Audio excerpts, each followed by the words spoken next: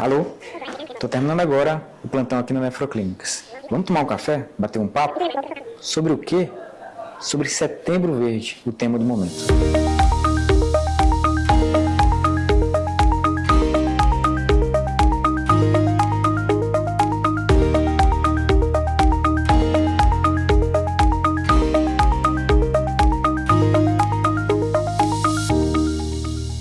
Flávio, fala aí um pouquinho como foi teu consultório hoje. Esse consultório hoje foi muito cheio. Muita doença renal crônica, pacientes diabéticos, hipertensos, pessoas que estão acima do peso, com alguma perda da função renal. Então isso é uma situação que a gente vê no dia a dia do médico nefrologista e uma coisa que é muito importante a gente trazer especialmente no Setembro Verde. A gente tem que discutir, divulgar a doença renal crônica, porque 10% da população no Brasil tem algum grau de doença renal crônica. E 70% dessas pessoas não sabem que tem doença renal. Normalmente é uma doença assintomática, que o paciente só vem sentir alguma coisa ou ter algum sinal quando perde uma porcentagem importante da função renal. E mais de 140 mil pessoas no Brasil estão em diálise. Não é, Sim, interessante, né, amiga? Hoje mesmo eu atendi paciente no consultório do pré e ela me pedindo isso. O marido dela é diabético, é hipertenso e ele fazia acompanhamento com um cardiologista há bastante tempo e ele demorou para ser encaminhado, né? E ela pedindo isso, por favor, divulguem entre os colegas cardiologistas, endocrinologistas, doutora, a importância de se falar sobre a doença renal crônica, a importância de encaminhar para o nefrologista, né? Porque é uma doença silenciosa, realmente. Noeli, tu falas sobre isso, e o que eu mais penso é que todos eles chegam no pronto-socorro, a gente está no pronto-socorro, a gente está no consultório, mas grande parte desses pacientes chegam no pronto-socorro já em falência renal e a gente não tem nem a proposta de explicar para eles o que é um doente renal conservador, as terapias que eles podem levar, como hemodiálise, diálise peritoneal, ou transplante. Grande parte deles já vão direto para a hemodiálise com o pior acesso possível, sem nem entender o que é, por exemplo, um transplante pré-empitivo, gente. Sem nem entender o que é doença renal, né? Sem nem entender por que ele está ali. E não é pouco, não são poucos os pacientes, né? A gente chega na urgência e ele nem sabe. Doutora, nunca soube que eu tinha uma doença renal. Verdade. Eu nem sei o que é doença renal. Né? Isso, infelizmente, é a realidade de muitos pacientes. A gente sabe que a maioria dos pacientes entra em diálise de uma forma negativa, né? E aquela frase, doutora, eu urino. Eu não sinto nada nas minhas costas, o meu rim não dói. Como se o urinar fosse sinônimo de função renal normal. Mas hoje você chamou a gente aqui para falar de quê, Flávio? Fala pra gente. Setembro Verde. A gente tem que conversar não só entre nós, mas divulgar para todo mundo que está em casa, Kátia. Por quê? É um meio de conscientização para a doação de órgãos, e isso na nefrologia, para quem milita na área da nefrologia como nós, isso é muito importante. E ainda mais importante para aquelas pessoas que têm doença renal crônica e precisam de uma máquina de diálise, por exemplo. A gente sabe que muitas pessoas tentam um transplante com doador vivo ou estão na fila de doador falecido. E é importante que a gente estimule a doação de órgãos no momento em que aquele seu ente querido faleceu, esteja em morte encefálica e tenha condição de doar. Salve vidas e a gente precisa divulgar essa informação.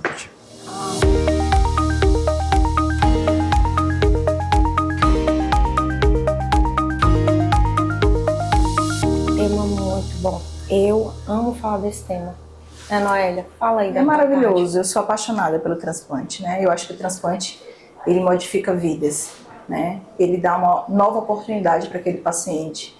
Então é um tema assim apaixonante. Pena que poucos colegas, muitas vezes não informam os seus pacientes de que eles podem ser avaliados para o transplante. A gente sabe que nem todos os pacientes vão ter condições de transplantar, mas muitos estão deixando de ser encaminhados, né? Então, quando eu falei para você sobre o pré-empitivo de transplante, é que eu vejo que a maior parte dos colegas estão sempre preocupados em encaminhar os pacientes porque está perto de fazer hemodiálise, mas nunca conversam com eles que hemodiálise é um tipo de terapia, mas que a gente também tem o transplante, né? Para que a gente organize esse paciente como uma forma de terapia. Uma forma de terapia que vai ser muito melhor para esse paciente. vai dar independência, vai diminuir possibilidade de anemia, vai tratar melhor doença óssea, que diminui risco cardiovascular.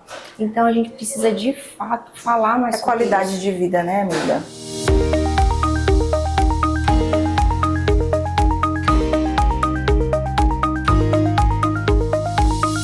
Ô, Kátia, aproveita que a gente está falando de transplante preemptivo, explica para o pessoal o que significa transplante preemptivo. Thaís. Claro, Thaís. Preemptivo é uma modalidade que a gente chama de transplante, que é ele transplantar antes mesmo de começar outra terapia renal substitutiva. Então o paciente ele entende que ele só pode transplantar depois que ele começa uma hemodiálise ou depois que ele passa por uma diálise peritoneal. Muitos acreditam que só pode transplantar quando não tem mais possibilidade de acesso para hemodiálise. E a verdade não é essa. O ideal e a melhor terapia renal substitutiva, quando o paciente pode, é realizar o transplante antes mesmo de passar por hemodiálise ou diálise peritoneal. Obviamente, nós temos critérios para isso. Então, um paciente onde ele tem doença renal crônica e filtra menos que 10% da sua função renal, ele pode ser inscrito numa fila de doador falecido ou para transplante intervivo, exceto quando é diabético e criança. Aí esses pacientes com função menor que 15%, aí sim, esses podem ser inscritos. E aí procuram a avaliação da equipe de transplante do seu estado para serem inscritos. E isso faz muito sentido, Kátia, porque aqui na Nefroclínica a gente costuma dizer que nós não somos uma clínica de diálise. Nós somos uma clínica com diálise e isso muda totalmente de figura o tratamento que a gente entrega para as pessoas. Ou seja, a gente quer prevenir a doença renal crônica naqueles que conseguem estar nessa fase mais inicial e a gente quer que os pacientes nos procurem nessa fase, porque quanto antes eles vierem, mais a gente tem a fazer por eles. Aquelas pessoas que já têm uma função renal mais debilitada, eles entram no que a gente chama de tratamento conservador para evitar ou postergar essa necessidade de diálise ou de transplante mais à frente. E para aquelas pessoas que porventura precisarem de alguma terapia que substitua a função dos rins, aí a gente vai indicar transplante ou as diálises, seja hemodiálise, diálise peritoneal ou hemodiafiltração. E nessa fase, nessa transição, a gente vai avaliar aquele doente para saber, ele tem condições de transplante renal? Não tem? Tem um doador vivo na família que possa doar um órgão para essa pessoa? E qual modalidade ele vai se encaixar melhor? Ideal, Flávio, seria perfeito assim.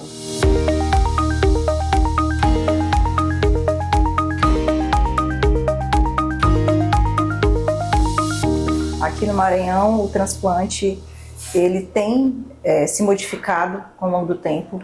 Tem sido feito um trabalho muito interessante na nossa central de transplante, agora com médicos, enfermeiros, né? Tem aumentado essa capacidade de abordar esses pacientes. Então tem sido feito um trabalho muito interessante e com isso a gente tem conseguido aumentar o nosso número de transplantes aqui no Maranhão. Né? Até agora a gente já tem, tá na metade do ano um pouco mais, a gente já teve mais de 40 transplantes, fora notificações que não foram concretizadas, mas é importante a gente dizer para os pacientes que vem melhorando esse cenário. Está muito aquém do que a gente quer ainda, né? Lógico, a gente precisa incentivar as pessoas a dizerem sim, e o Setembro Verde está aí para isso, né? Para que as pessoas digam sim, sim à vida, que o seu ente querido pode renascer de uma forma, pode continuar vivo. A família, basta né? comunicar. Basta comunicar a família Basta que você dizer... quer ser um doador. Isso é muito importante, a gente falar em vida, né? Não existe mais aquela questão da carteira assinada por doador, deixando, dizendo que eu sou doador. Tá no RG. No RG, né? Tem muita gente que acredita que daí é assim, mas fale com a família, fale que você vai ser um doador, né? Que você pode ajudar uma outra pessoa, mesmo depois da morte, mas você vai continuar ajudando alguém, uma família que precisa, uma família que tem sonhos. Noélia, você viu a notificação que saiu da BTO?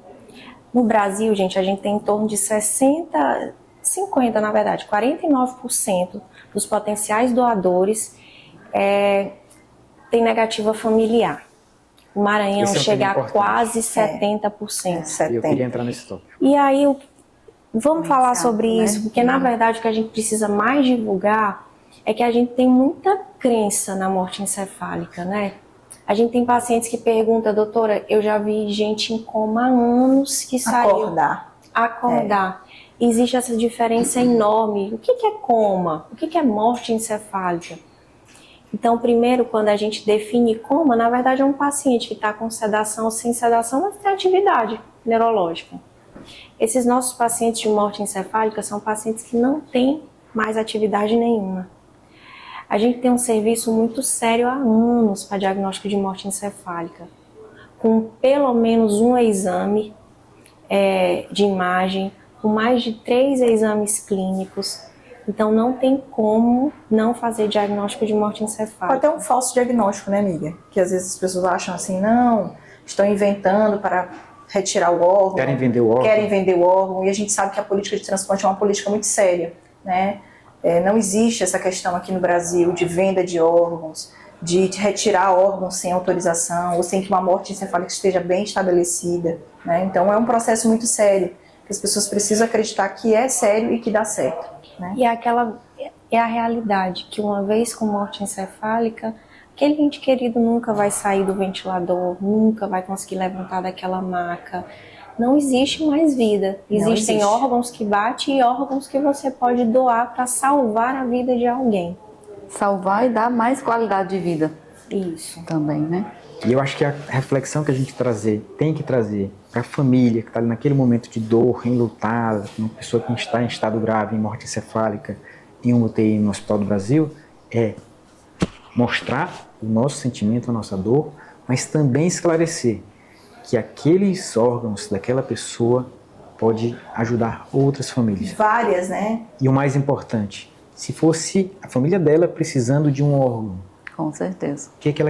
como ela gostaria que aquela outra família fizesse. Então, acho que é uma reflexão que a gente precisa sempre fazer para que a gente consiga aumentar a doação. Com certeza. E a gente tem exemplos tão bonitos, né, Flávio? Assim, a gente já tem vários pacientes. Aqui no Maranhão nós temos mais de 700 pacientes transplantados. Belo trabalho no hospital universitário, viu, Noélia? E a gente tem exemplos muito bonitos, né? A gente tem pacientes como a Nayara, né, que é uma paciente que ficou em diálise grande parte da sua vida, uma menina que fez o curso de medicina inteiro, hoje formada, né? inteiro em diálise e hoje diálise. está formada, podendo História bonita exercer a sua profissão. Isso, e o transplante deu a ela a possibilidade de agora exercer sua profissão.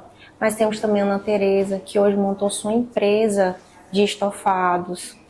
E nós temos pacientes muito idosos que conseguiram transplantar porque eles acreditam que quando tem mais de 70 anos, não pode mais receber um órgão, não procura um sistema de transplante para poder transplantar, né? É fundamental falar isso, porque tem pacientes de 80 anos que estão melhores do que um paciente de 60, 50 anos. Isso. E ele tem condição de transplantar hoje, né, Kátia? Eles precisam entender que transplanta é quem pode, não é quem quer. E esse Exatamente. pode, se você tem 70 anos e você tem condições clínicas para transplantar, você precisa sim procurar uma equipe de transplante para isso.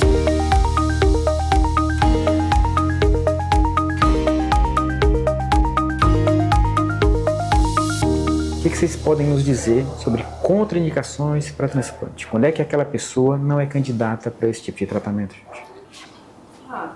Vou começar, Noélia. Aquele paciente que não pode ter autocuidado é uma contraindicação absoluta. Então, quem é aquele que não pode ter autocuidado?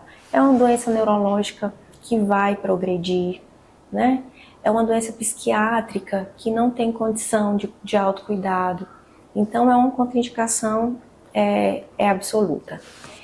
Aquele paciente que não tem um coração e um pulmão que não suportam uma cirurgia. Então, como que eu não tenho um coração, uma liberação cardíaca, como que eu tenho um pulmão, não tenho uma liberação do pneumologista e eu vou me submeter a uma cirurgia? Não dá. Sim, Kátia, existem outras contraindicações, né? A gente sabe que às vezes doenças em atividade, tuberculose, isso é temporário, né? Você falou da definitiva, a gente tem algumas temporárias. Neoplasia, Neoplasias, né? às vezes a gente precisa esperar um tempo de cura daquela doença, cada neoplasia tem um tempo de cura, né? Não é porque o paciente teve um câncer também que ele tem uma contraindicação absoluta. Às vezes, contraindicação absoluta entra muito essa dificuldade de vasos, né? A gente sabe que os pacientes, se ele não tiver condição nenhuma de vaso, ele não consegue ir para o transplante. Mas também tem o caso dos pacientes que são priorizados, Isso. né? A gente tem visto cada vez mais, infelizmente, pelo que o Flávio já falou, né, desse encaminhamento tardio, dessa falta de cuidado, né, do paciente antes de ir para a diálise, como a fístula. Então, esses nossos pacientes cada vez mais tem entrado em falência de acesso.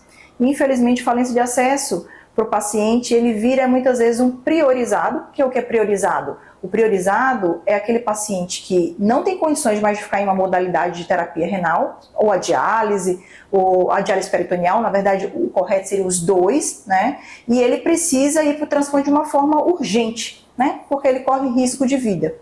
Então esse paciente é feito todo um estudo para ver a condição do vaso dele e ele é priorizado, ele passa na frente de outros pacientes pela condição grave dele de vida, né?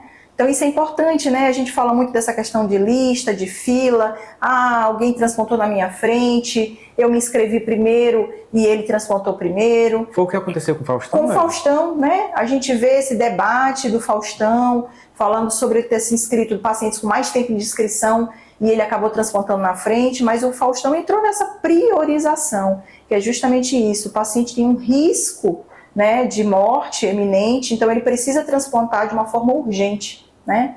Então isso aqui também acontece. A gente tem a priorização e a gente tem um sistema de pontuação, né? Então, Noélia, esse sistema de pontuação é a maior dúvida dos meus pacientes. Com Porque certeza. eles ligam pra gente e falam, doutora, olha, naquela seleção eu estava em terceiro lugar.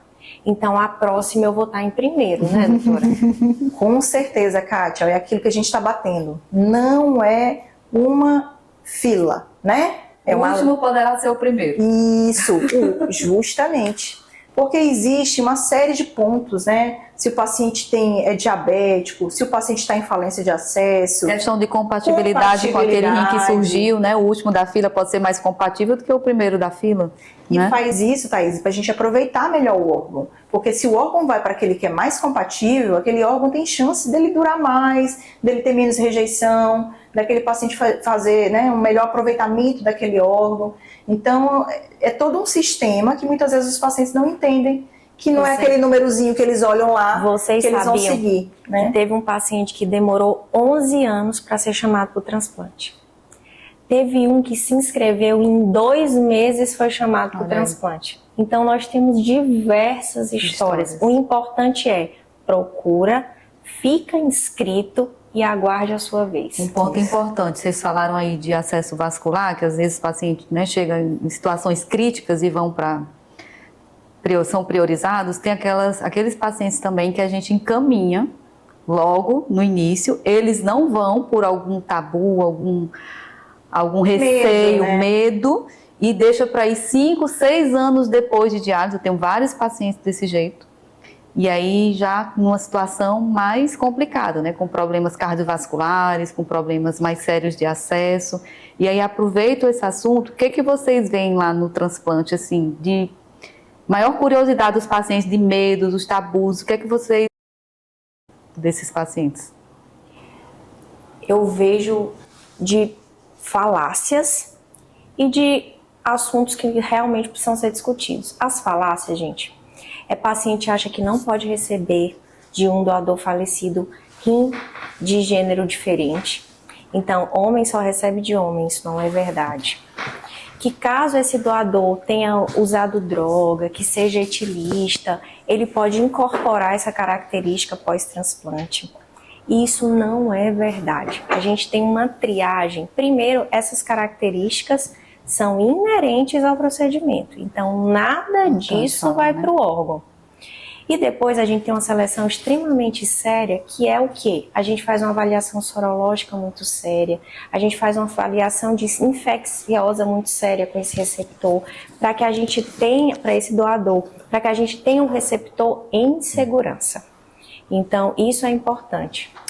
Acho que o mais importante é eles entenderem que aquele órgão que está sendo ofertado é um órgão que vai mudar a vida dele, né? Essas características, gênero, sexualidade, nada disso é passado no órgão. Comportamento social.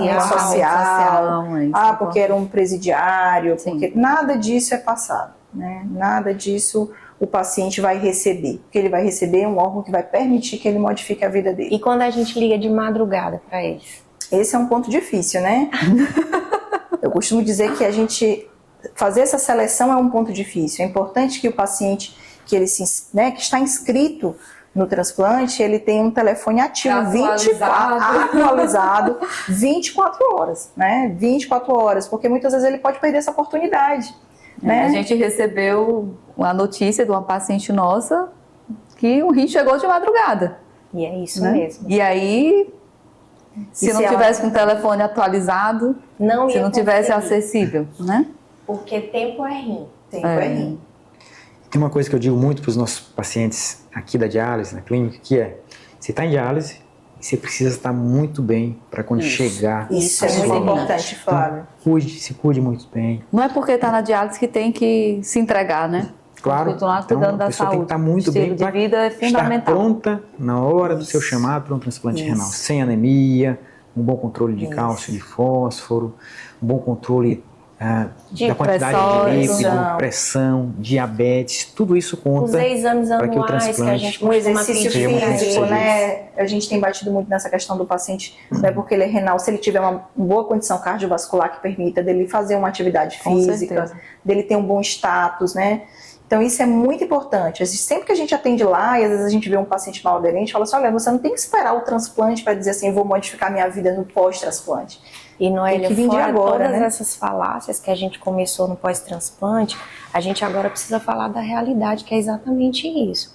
Não adianta se você quer muito transplantar e você tem doenças da qual você está muito obeso, o abdômen está muito grande, né? Está com uma anemia grave. Certamente você vai ser um candidato que vai ter muita complicação do transplante, que são as infecções depois do transplante, o risco de o próprio ato cirúrgico, né? Se torna mais arriscado. Isso não é em si os malefícios do transplante, mas sim o ato cirúrgico daquele paciente que não estava bem naquele momento.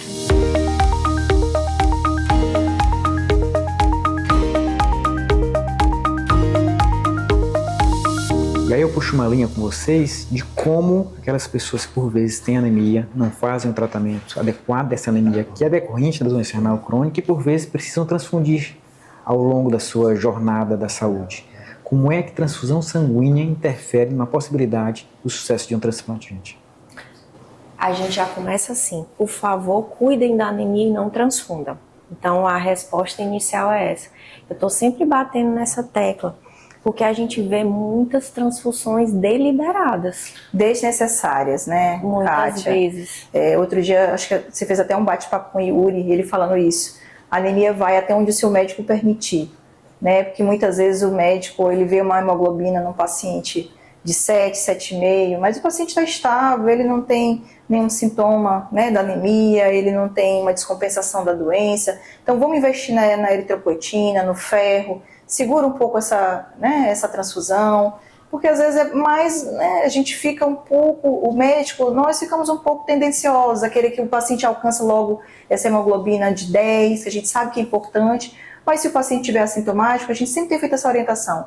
Tente conversar com o seu médico, segure mais essa transfusão, você está bem, né? Não está com dispneia, não está com cansaço, eu estou conseguindo fazer minha atividade. Então, segura um pouco, reforça esse uso da eritropoetina, do ferro, para que ele possa alcançar esse nível de hemoglobina necessário sem transfundir. A gente sabe que o sangue é um corpo estranho, né, Flávio? Então, assim, cada vez que entra em contato, a gente forma anticorpos. E não é isso que a gente quer para o transplante. Tudo que a gente não quer é essa formação de anticorpos, né?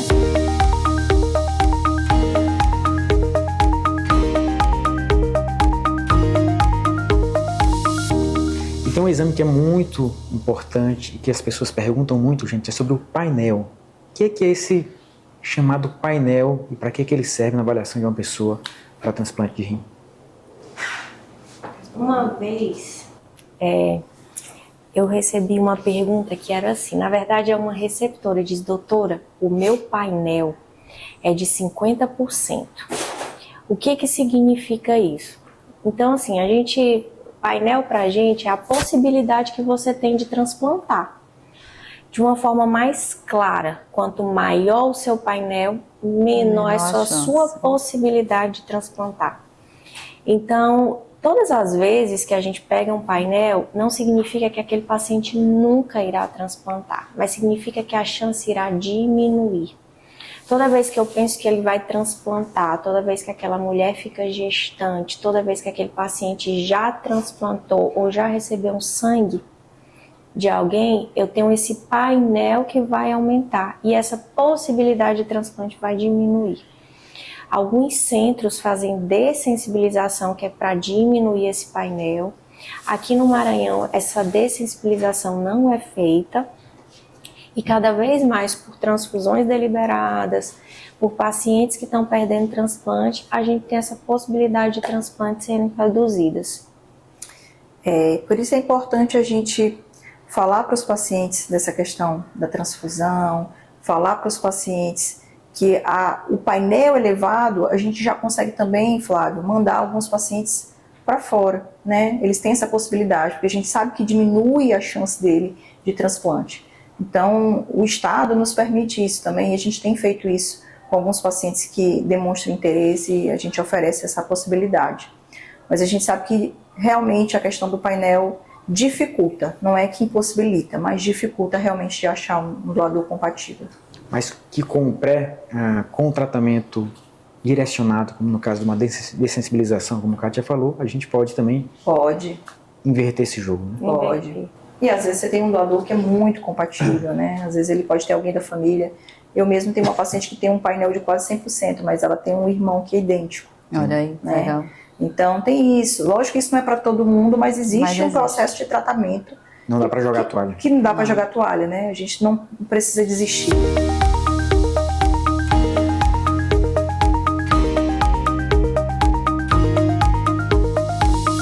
Kátia, sabemos que tem doador vivo e doador falecido. Quem pode ser o doador vivo e qual é o fluxo aqui em São Luís? Tá. Boa, Thaís. Olha só. Doador vivo precisa ter compatibilidade com o receptor. Então, a gente vai seguir o mesmo fluxo de tipagem sanguínea. O vai doar para todo mundo, a B vai receber de todo mundo, então é uma compatibilidade.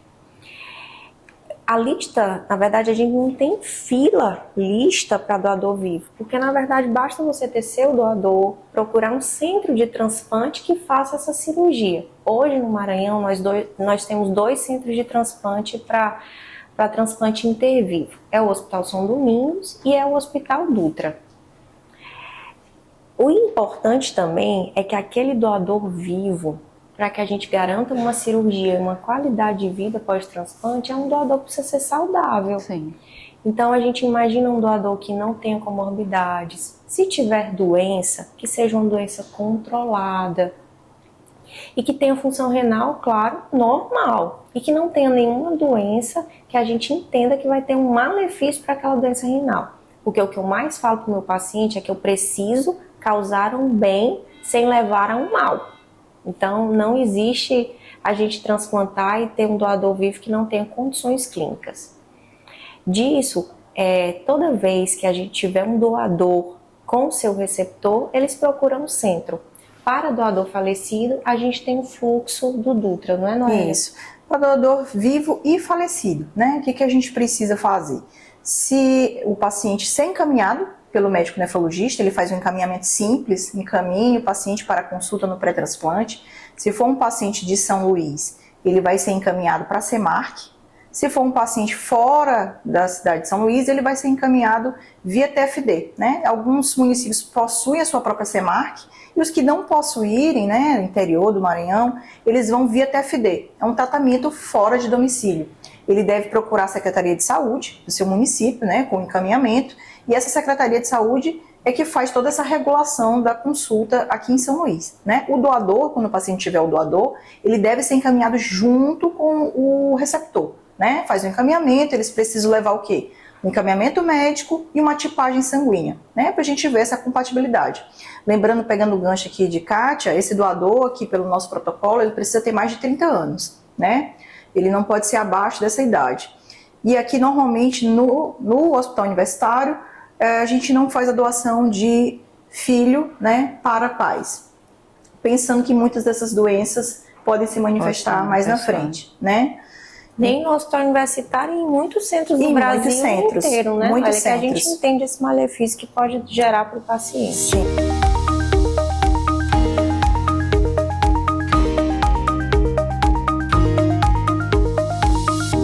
E aquele paciente que chega pra gente e fala, doutora, eu quero fazer o transplante para ficar curado. É verdade, meninas? O transplante é cura? Infelizmente não, né, Thaís? Isso a gente, inclusive na nossa palestra, que a gente faz uma palestra lá no transplante, a gente fala muito sobre isso. Inclusive alguns pacientes até se retiram da palestra quando eles recebem esse tipo de informação. O transplante ele é uma modalidade terapêutica, né? Um tratamento. Assim como a diálise peritoneal, a hemodiálise, é uma modalidade de tratamento que oferece uma melhor qualidade de vida para o paciente, mas é uma modalidade.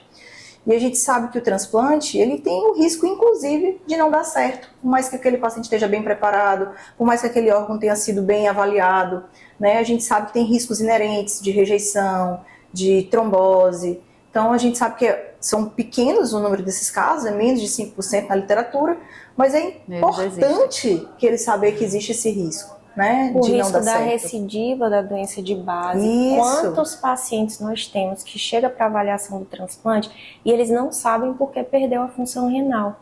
Então, exatamente esses pacientes, a gente também não tem como prever o que vai acontecer pós-transplante. Mas é importante a gente falar sobre isso, porque alguns acham que não precisa tomar medicação, e tem sim muitas medicações pós-transplante. Eles não precisam de acompanhamento médico e precisa sim de segmento frequente com o médico nefrologista.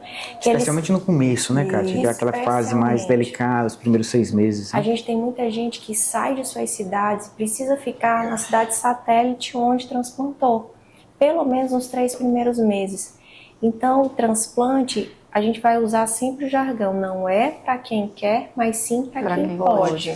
E é importante isso que a Kátia falou da questão da medicação, né? Infelizmente, a principal causa, muitas vezes, de perda desse enxerto é a má aderência do paciente.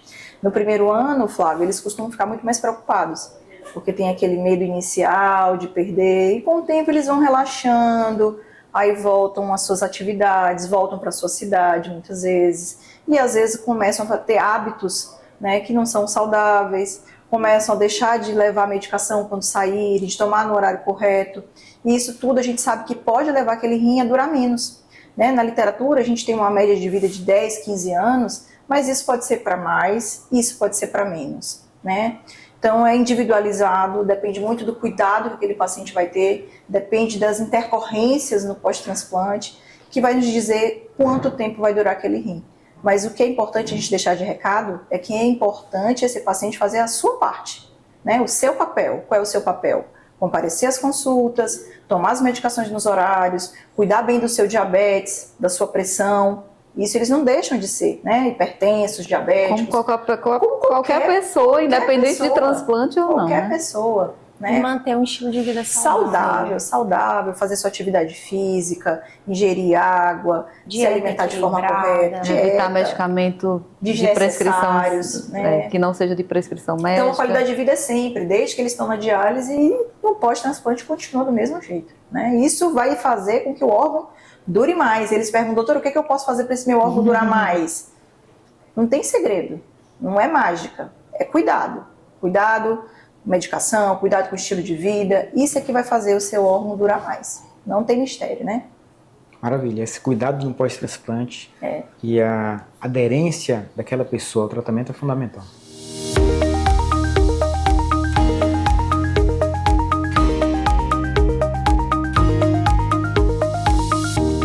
Mas o que eu mais queria mesmo é tentar mandar uma mensagem de incentivo para as pessoas que não que estão em casa, mas para os nossos pacientes que agora estão dialisando. A primeira mensagem que eu gostaria de mandar para eles é para a gente nunca esquecer de procurar uma avaliação médica e adequada. Não escuta as pessoas que transplantaram e não tiveram êxito, ou então medo de familiares que nunca tiveram nenhuma intimidade com transplante. Então procura uma equipe, tire todas as suas dúvidas, não deixe de procurar o transplante. E a outra, lembrando do nosso Setembro Verde, é sobre doação. Não esqueça de avisar dentro de casa que você quer ser um doador. Nós somos, né? Nós somos. Nós somos. Com certeza. Inclusive sou doador de medula óssea. Já fui até chamado uma vez no INCA, no Rio de Janeiro, para uma possível doação e acabou que, por um momento, confesso que hesitei de aceitar aquele chamado. Mas depois de alguns minutos refleti e pensei, não posso dizer não, porque se fosse alguém da minha família, eu queria que aquela família desconhecida doasse o órgão para mim. Isso. Infelizmente, naquela oportunidade não deu certo, outro doador foi chamado e não precisei ir até lá, mas sigo na lista para doar também medula óssea. Eu acho que mudar essa realidade depende de cada um de nós, né? Cada um de nós, o paciente que está lá sentado na cadeira, nós médicos, a família, os amigos, todo mundo, né, tem o seu papel. Então, falar sobre doação, falar sobre transplante, falar o quanto é importante a gente dizer um sim, a família, né, dizer o sim, o quanto é importante a gente informar em casa, eu sou doador, né, porque a família costuma fazer a vontade do paciente. Então, para quem estiver em casa, fale para sua família, você que é renal crônico, né, converse, um primo, um tio, um familiar, é papel nosso de difundir isso, né, esse pensamento de doação e mudar essa taxa negativa tão alta que a gente tem aqui no Maranhão. Né? Eu imagino também que a gente comunicando um familiar em casa, a gente diminui a responsabilidade num momento de dor tão grande. Porque no momento da dor, o familiar, ele às vezes nem se sente capaz de resolver isso. Ele tem dúvidas, né? Tem muitas dúvidas do que aquela pessoa gostaria. Eu já escutei frases de familiares que têm medo de que o seu ente querido que faleceu seja mutilado. Então, que o corpo fique deformado, que sofra de alguma forma. Isso, e na verdade não é isso. Mas quando a gente está naquele momento de dor, tudo isso é muito difícil para ser resolvido. Bom, a gente já conversou bastante aqui sobre transplante. Acho que a gente tirou as principais dúvidas aí dos pacientes, dos doadores, né? Espero que a gente tenha incentivado aí também a doação de órgãos. E né? alguém a procurar transplante. Exatamente, né? Que nossos pacientes procurem a equipe de transplante para entrarem na fila, fazer avaliação e entrar na fila de fato. E eu queria finalizar esse nosso bate-papo com uma perguntinha para cada um de vocês. Definam em uma única palavra o que significa transplante para vocês. Kátia. Esperança. Renascimento. Vida. Amor, porque é um ato de amor de quem doa e aquela pessoa que recebe sente isso, sente amor ao receber o órgão vindo, seja de um doador vivo ou de um doador falecido. E é com essa palavra que eu quero terminar esse bate-papo aqui, que espero ter sido muito produtivo para você que nos assiste. E agora a gente vai ver alguns depoimentos na vida real, de pessoas que transplantaram e de como estão hoje. Vamos contar um pouquinho da jornada deles. Eu me chamo Carol, fiz meu transplante há 45 dias no Hospital Oswaldo Cruz da Paulista, aqui em São Paulo. Tive diagnóstico de diabetes tipo 1 por 25 anos e fiz hemodiálise por 2 anos e 2 meses na Nefroclínicas São Luís. Tive algumas intercorrências durante a diálise, internações, emagreci, aquela dificuldade da diálise que só quem faz conhece, mas pós-transplante tem sido muito bom, eu já me sinto ótima. O pós-operatório foi melhor do que eu imaginava, não tive tantas intercorrências, fiquei internada 15 dias e hoje já voltei a me alimentar, me sinto muito bem, já ganhei o peso que eu tinha perdido e indico o transplante para quem pode fazer, aproveitar a oportunidade.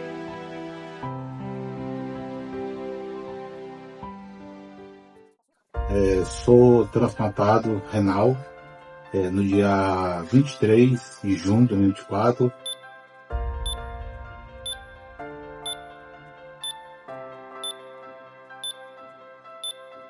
Estou em recuperação cirúrgica, né? Uma boa recuperação. Passei na fila, média 2 meses e meio, chegando nos 3. E só tenho a agradecer a Deus e a todas as pessoas que me ajudaram a conquistar esse grande momento da minha vida, né? Foi se livrar da máquina, né? É o que todos nós queremos, né? Estou vendo no futuro uma mudança de hábito, mudança de vida e pensamentos positivos e sonhos e para realizações. Então é uma mudança muito grande em nossas vidas. Eu torço a todos vocês que conquistem esse momento na vida de vocês. Agradeço a Deus e a Nefroclínica por ter me ajudado nesse momento ter me ajudado nos meus exames, nas minhas orientações. Um forte abraço.